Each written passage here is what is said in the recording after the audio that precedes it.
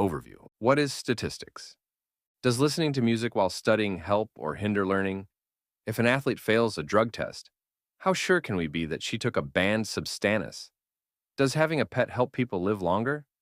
How well do SAT scores predict college success? Do most people recycle? Which of two diets will help obese children lose more weight and keep it off?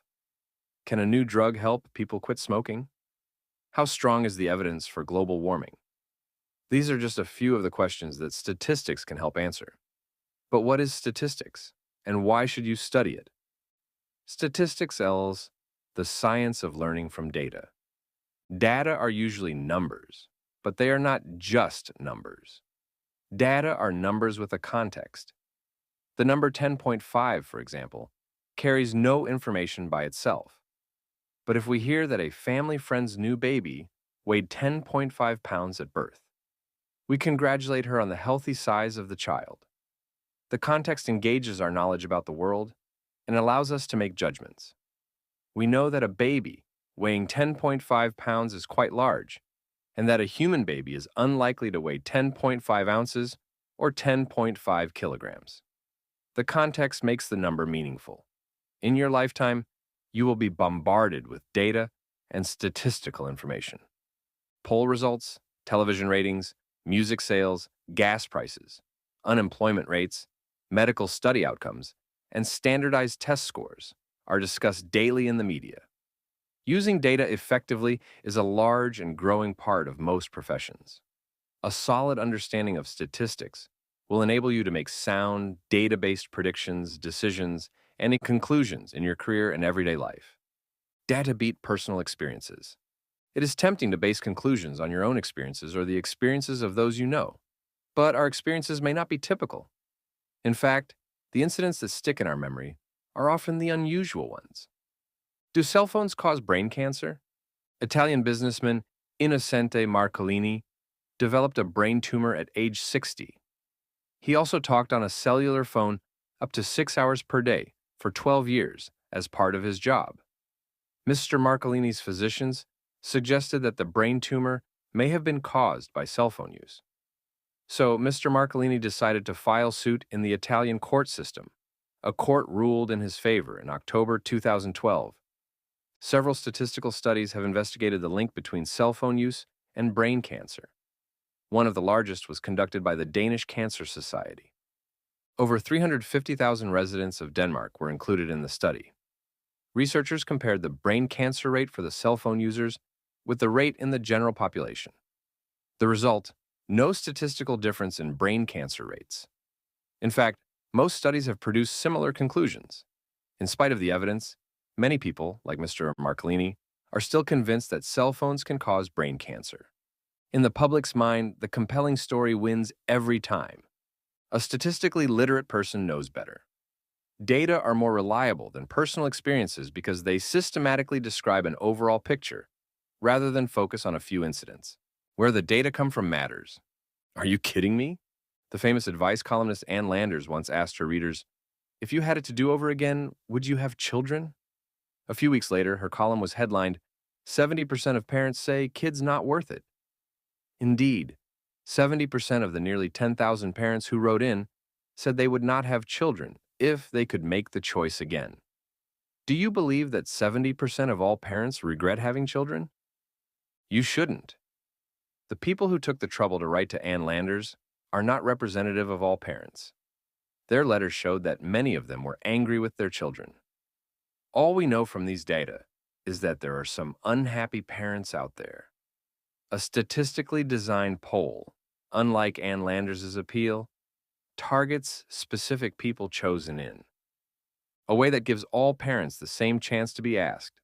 Such a poll showed that 91% of parents would have children again. Where data come from matters a lot. If you are careless about how you get your data, you may announce 70% no when the truth is close to 90% yes. Who talks more, women or men? According to Luann Brizendine, author of The Female Brain, women say nearly 3 times as many words per day as men. Skeptical researchers devised a study to test this claim. They used electronic devices to record the talking patterns of 396 university students from Texas, Arizona, and Mexico. The device was programmed to record 30 seconds of sound every 12.5 minutes without the carrier's knowledge. What were the results? According to a published report of the study in Scientific American, men showed a slightly wider variability in words uttered. But in the end, the sexes came out just about even in the daily averages. Women at 16,215 words and men at 15,669. When asked where she got her figures, Brizendine admitted that she used unreliable sources.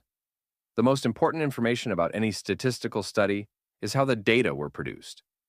Only carefully designed studies produce results that can be trusted. Always plot your data.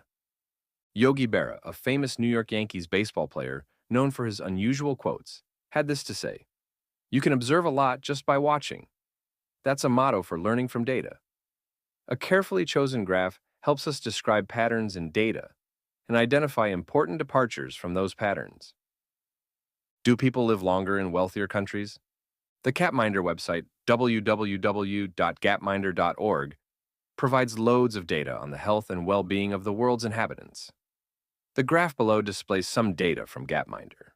The individual points represent all the world's nations for which data are available. Each point shows the income per person and life expectancy for one country, along with the region, color of point, and population size of point. We expect people in richer countries to live longer. The overall pattern of the graph does show this, but the relationship has an interesting shape. Life expectancy rises very quickly as personal income increases, and then levels off. People in very rich countries like the United States live no longer than people in poor but not extremely poor nations. In some less wealthy countries, people live longer than in the United States. Several other nations stand out in the graph. What's special about each of these countries? Variation is everywhere. Individuals vary. Repeated measurements on the same individual vary. Chance outcomes like spins of a roulette wheel or tosses of a coin vary. Almost everything varies over time. Statistics provides tools or understanding variation. Have most students cheated on a test? Researchers from the Josephson Institute were determined to find out. So they surveyed about 23,000 students from 100 randomly selected schools, both public and private, nationwide. The question was, how many times have you cheated during a test at school in the past year? 51% said they had cheated at least once. If the researchers had asked the same question of all high school students, would exactly 51% have answered yes? Probably not. If the Josephson Institute had selected a different sample of about 23,000 students to respond to the survey, they would probably have gotten a different estimate. Variation is everywhere. Fortunately, statistics provides a description of how the sample results will vary in relation to the actual population percent. Based on the sampling method that this study used, we can say that the estimate of 51% is very likely to be within 1% of the true population value. That is, we can be quite confident that between 50% and 52% of all high school students would say that they have cheated on a test. Because variation is everywhere, conclusions are uncertain. Statistics gives us the tools to quantify our uncertainty, allowing for valid, data-based predictions, decisions, and conclusions.